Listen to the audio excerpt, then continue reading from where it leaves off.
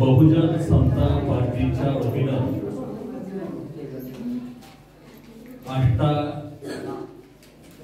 या ठिकाणी संपन्न होत असलेल्या राजकीय हक्क परिषदेमध्ये विचारमंचावर उपस्थित असलेले दलित महासंघाच्या महिला आघाडीच्या नेत्या प्राध्यापिका पुष्पलता सरटे,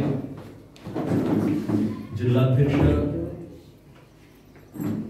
बहुजन समता पार्टीच्या आपल्या सांगली जिल्ह्याचे जिल्हाध्यक्ष बळीराम रणदिवे जे आटपाडी दिघंचीवरून या ठिकाणी उपस्थित आहेत, त्याचबरोबर कोल्हापूर जिल्ह्याचे बहुजन समता पार्टीचे नेते सन्माननीय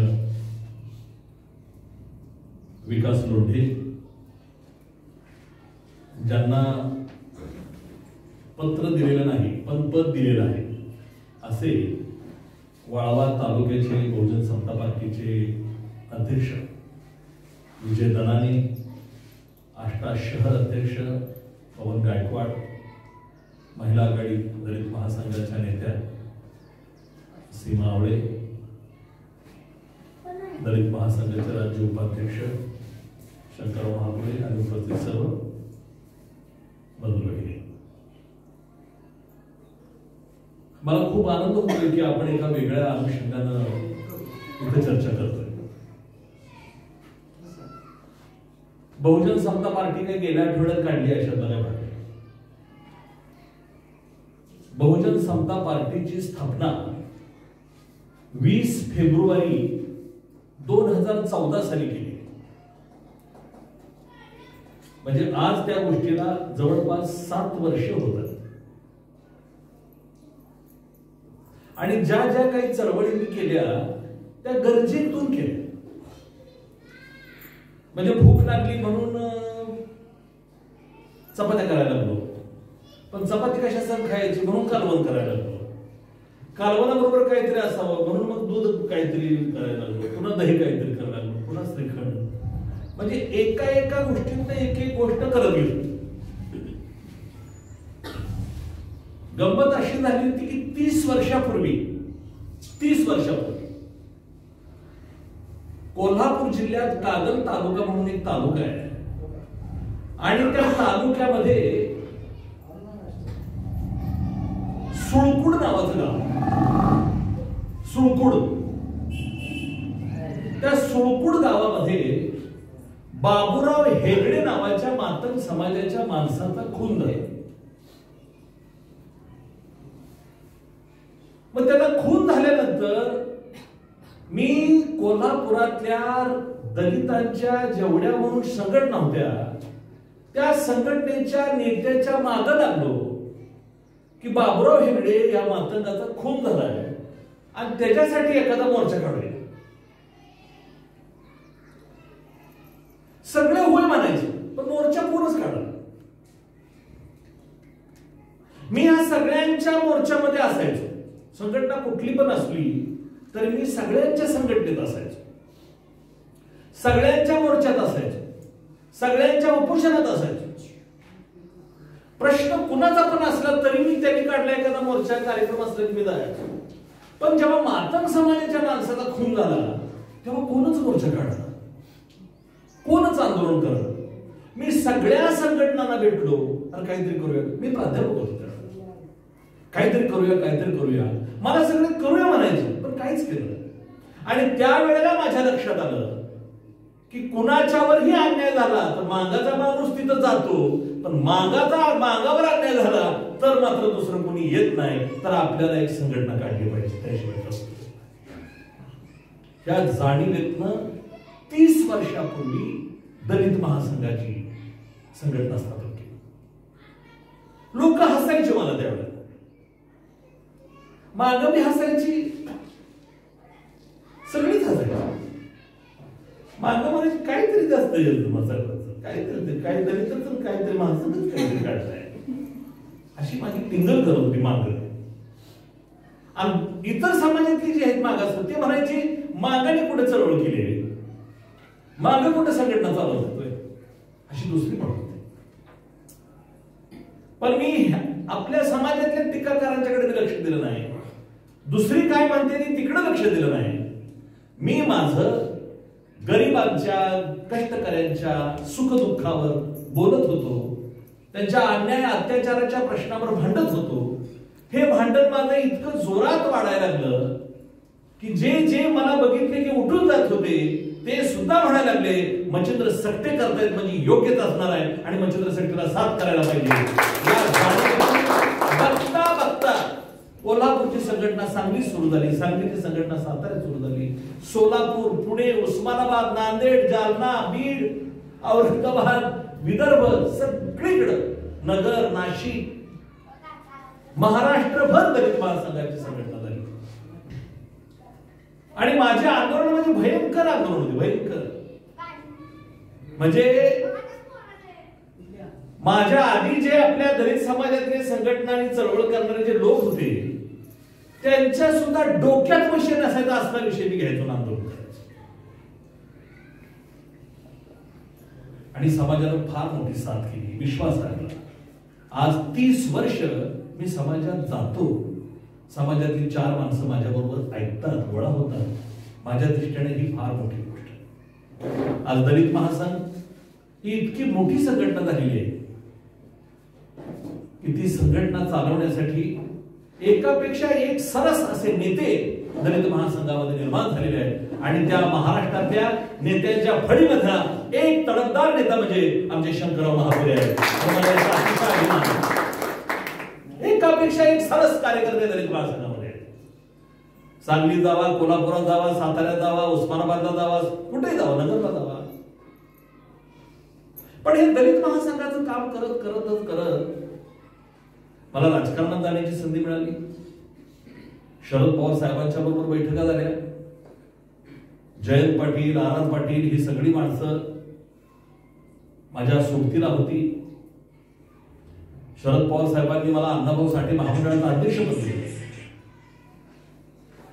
मॅडम मी थोडासा किस्सा सांगितला, पण ही गोष्ट खरी आहे की मी महामंडळाचा अध्यक्ष होण्याच्या आधी या महामंडळातनं कर्ज 10,000 मिळत होतं आणि त्या 10,000चं कर्ज किरसुनी शिरड घेण्यासाठी होतं. दोरखंड करायचं किरसुनी आणि शिरड. तिथं ते महामंडळ स्वायत्त होतं. त्या महामंडळात जे काय करायचं तो निर्णय त्या अध्यक्षाने घ्यायचा असतो. समाज पाठीशी होता आणि किती प्रचंड समाज पाठीशी होता हे त्या काळातल्या लोकांना विचार. त्याची सुरुवात ही केली मला सांगितलं आपल्या मॅडमनी.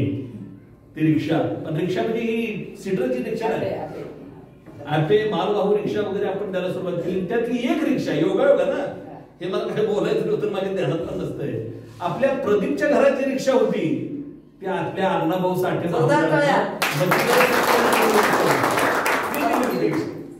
आणि अशी खूप. इथं बहादूरवाडीत गाडी दिली होती, फोर व्हीलर. बहादूरवाडीत मी जीप दिली होती. महामंडळामध्ये व्यवसाय बदला. हे व्यवसाय बदलण्याचं माझ्या डोक्यात आलं त्याचं कारण डॉक्टर बाबासाहेब आंबेडकर.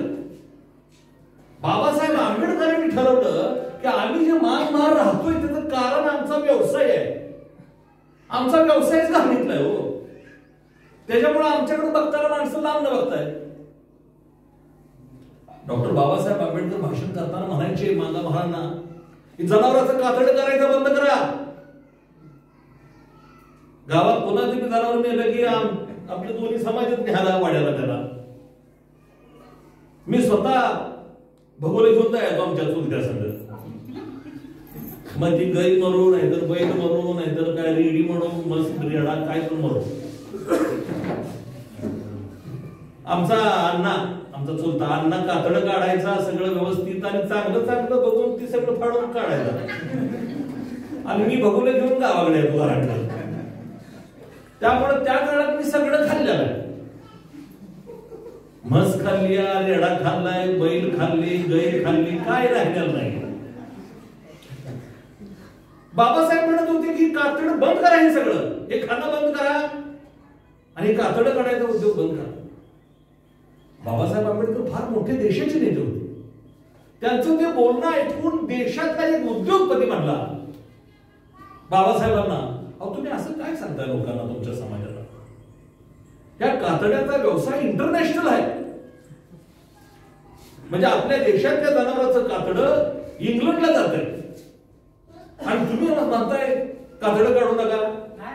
बाबासाहेब शांतपणे म्हणले, हे बघा, तुम्हाला जर या कातड्याचा धंदा चांगला वाटत असला तर तुमच्या माणसाच कातडं काढायला सांगितलं. आमचा समाज काय कातडं काढणार नाही, आम्ही कातडं काढून काढून दमले.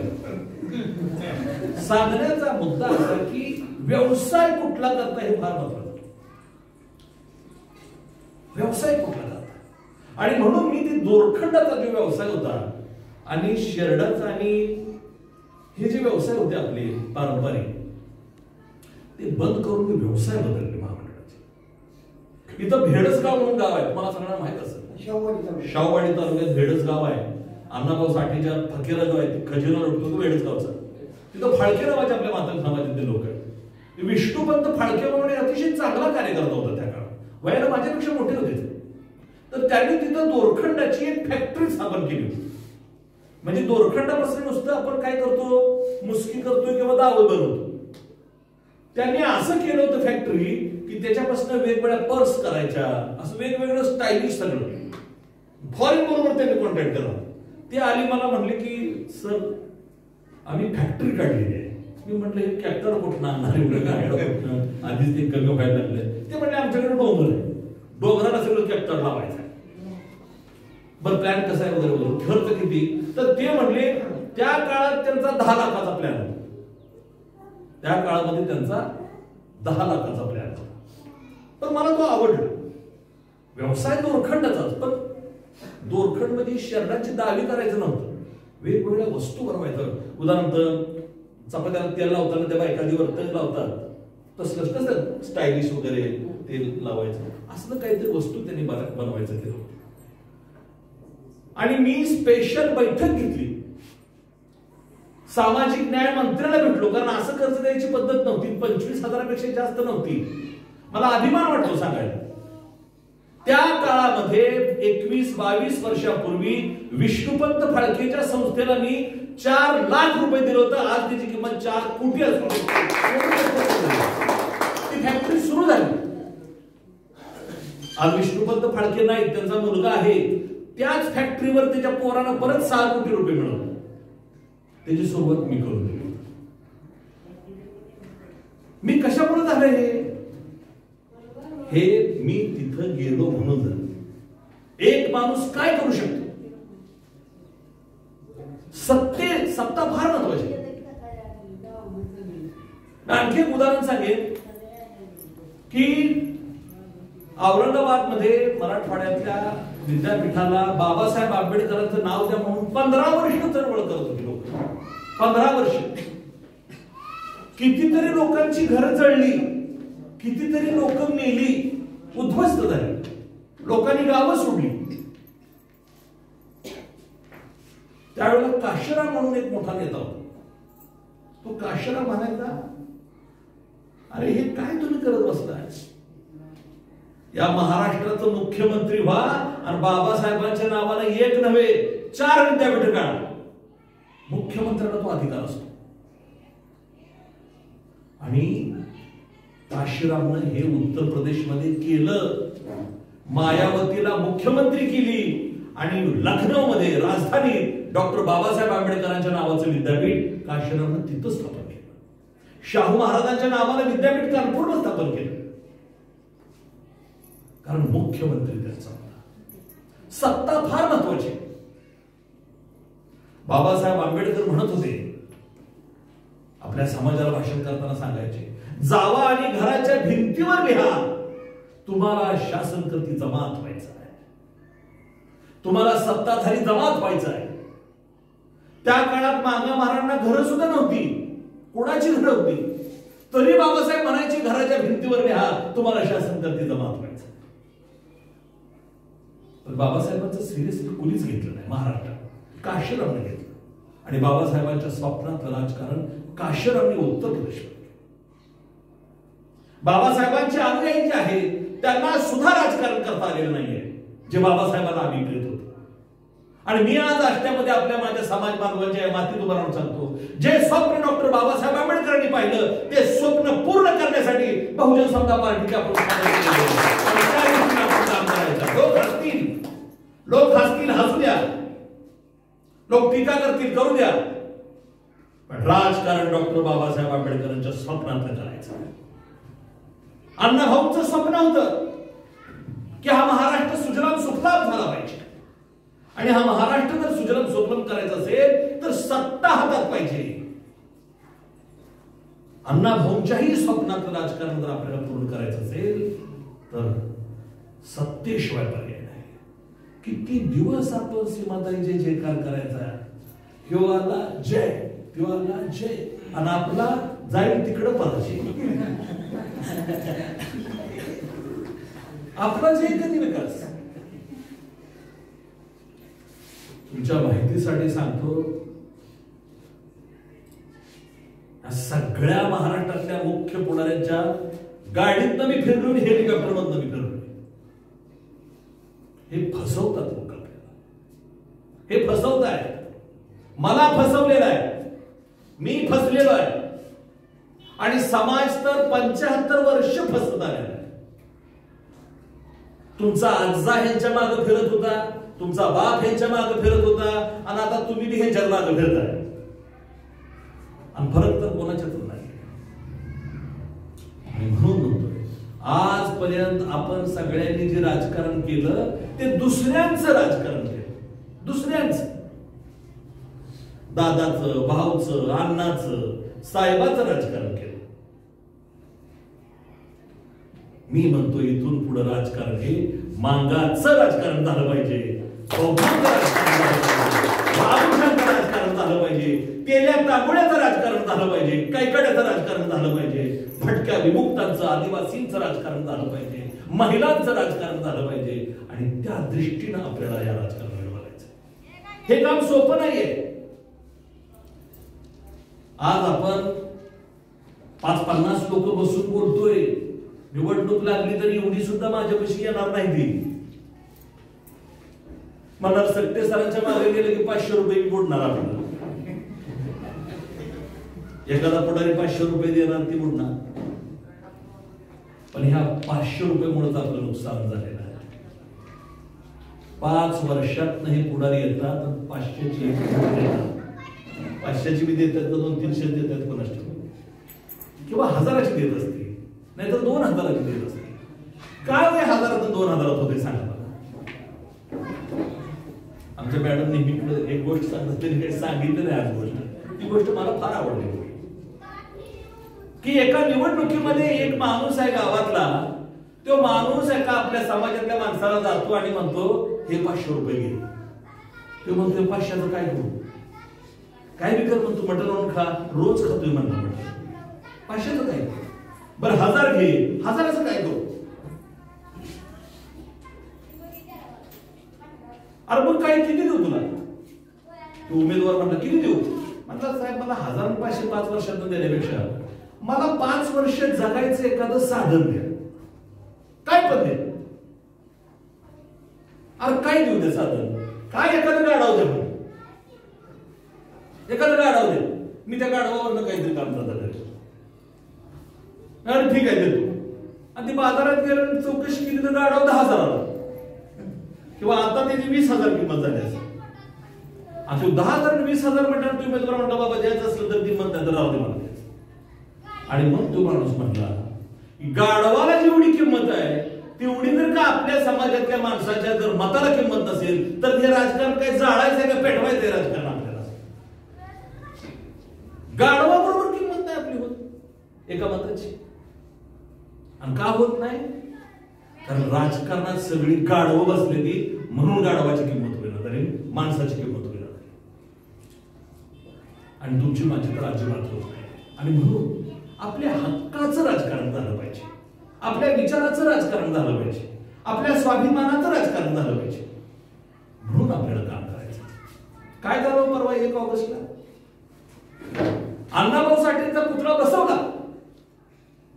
आणि सदैव काढून काय नाही ना. आणि लोक तर म्हणतात अष्ट्यातला मातंग समाज महाराष्ट्रात सगळ्यात मोठा आहे. कुठे आहे मोठा, कुठला मोठा आहे.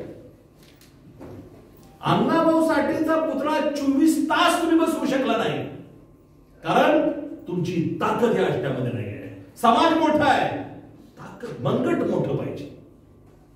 आणि सांगलीमध्ये जाऊन बघा, सांगलीत पुतळा बसवला, अजूनही पुतळा कुणी काढलेला नाहीये. या बळीरामनं आटपाडीत पुतळा बसवलाय, आटपाडीत एकटा बळीरामनं पुतळा अजून तिथं आहे. सांगलीतला पुतळा निघत नाही, आटपाडीतला पुतळा निघत नाही, आष्ट्यात पुतळा मात्र 24 तास सुद्धा बसत नाही. कारण काय? तर याचं कारण एकच आहे, त्या दोन्ही पुतळ्याच्या पाठीमागे ताकद मच्छिंद्र सकटेची, दलित महासंघाची ताकद होती. म्हणून पुतळे राहिले तिथं. इथं नाही झालं ते. इथं पुतळा बसवले म्हणले की हार घालायला शिल्पी काढायला सगळे गेले. पुतळा टिकल कसा ह्यासाठी प्लॅन करणारे कोणीच नाही. आणि म्हणून शिवाजी महाराजांचा पुतळा कुठेही बसू शकतो, बाबासाहेब आंबेडकरांच्या पुतळ्याला जागा मिळते, संभाजी महाराजांच्या पुतळ्याला जागा मिळते, अण्णाभाऊच्या पुतळ्याला जागा मिळत नाही. काल परवाची गोष्ट, अमरावतीमध्ये अण्णाभाऊंचा पुतळा बसवला, लगेच काढून गेला. का गेला काढून? ताकद नाही. मातंग समाजाच्या, रामोशी समाजाच्या आणि गरीब कष्टकरी समाजाच्या अस्मितेची धज्जिया जरी उडवली, या मातंग समाजातल्या प्रेरणास्थानाची विल्हेवाट जरी लावली, तरी हा महाराष्ट्र पेटत नाही. हे सगळ्या सत्ताधाऱ्यांना माहित आहे, म्हणून तुमची कुणी दखल घेत नाही. कारण या सगळ्यांना माहित आहे की हा विझलेला समाज आहे, हा मेल्यासारखा जगणारा समाज आहे. आणि याच्या उलट माझं मत आहे. मला दाखवून द्यायचा महाराष्ट्रामध्ये की मातंग समाज आणि हा सगळा कष्टकरी समाज मेलेला नाही, तो जिवंत आहे. इथून पुढे जर का आमच्या अस्मितेला हात लावा तर तो हा छटायची ताकद आमच्या समाजामध्ये आहे. ती भूमिका घेऊ. आम्ही कुठल्या पाटलाच्या विरोधात नाही, आम्ही कुठल्या जातीच्या विरोधात नाही. आम्ही आमच्या समाजाच्या हक्कांसाठी बोलतोय, हक्कांसाठी. तो चौक अण्णाभाऊ साठेंचा आहे आणि त्या चौकात अण्णाभाऊचं पुतळा बसत नाही. नगर अण्णाभाऊ साठेंचं आणि पुतळा बसत नाही. मी कितीतरी गाव बघितलीत अशी की मेन चौकात आपल्या समाजात संडास बसवले. मेन चौक, मेन चौकात काय पाहिजे? गावातल्या पाटलांच्या मेन चौकात त्यांचं संडास आहे का बघा बरं. आपल्या चौकात काय पाहिजे? खेळाचं मैदान पाहिजे, समाज मंदिर पाहिजे, वाचनालय पाहिजे. मी 7-10 गावं बघितली, मेन चौकात संडास. म्हणजे बायका बिका आमच्या डबा घेत्या आणि संडास, आम सगळं गाव बघायला. काय चाललंय नाही, एक मांगाला वाट सुचलं नाही, चौकात संडास नको. तर हे सगळं बरोबर नाही. आपल्या समाजामध्ये जागृत विचाराची लोक तयार झाली पाहिजे आणि त्यासाठी आपल्याला काम करायचं आहे. आता ही तर मुलं आहेत, ही लहान पोरं आहेत. तर ही लहान पोरं आहेत, आपण जशी गुलाम म्हणून जगलोय आजपर्यंत, तशी ही लहान पोरं गुलाम होता कामाचं नाही. म्हणून आपण राजकारण करतोय. ही पोरं गुलाम होता कामाची नाही. पिढ्या राजकारणात आपला समाज जो गुलामी करतोय, ती गुलामी थांबवण्यासाठी मी ह्या राजकारणात उतरायचं ठरवलंय. दलित महासंघाची साथ आहेच, दलित महासंघाची टीम आपल्या बरोबर आहेच. तर महाराष्ट्रामध्ये दलित महासंघ ही एक मोठी संघटना आहे आणि ती संघटना चालवायला आता चांगली मंडळी तयार आहे. त्यामुळे मी थोडस आता बाजूला होऊन सूत्र हळूहळू मी बदलत या राजकीय वाटचालीमध्ये काम करत आहे. दलित महासंघाचीच ही संघटना आहे. बहुजन समता पक्ष का दुसऱ्याचा नाही, आपलाच पक्ष आहे. अहो खुर्च्या आज बघा की आता शंकरराव महापुरेंना पुढे बसवले, सीमाताई पुढे बसवले. बसवणार पुढे ह्याच उठवायला लागणार मग परत. आपलं स्टेज लहान, कार्यकर्ते जास्त झाले, ती सुद्धा एक शिस्त राहिली पाहिजे. प्रत्येक कार्यक्रमामध्ये त्या पक्षाचा संघटनेचा नेता पाहिजे. उद्या दलित महासंघाचा कार्यक्रम असला, बळीराम पुढे बसणार. बळीराम इथं नाहीये, त्यावेळेला दलित महासंघाचे लोक येतात. तर विकास आपल्याला एक वेगळ्या पद्धतीचं राजकारण करायचं आहे. हे मागं फिरायचं जे राजकारण चाललंय हे बंद व्हावं अशी माझी इच्छा आहे.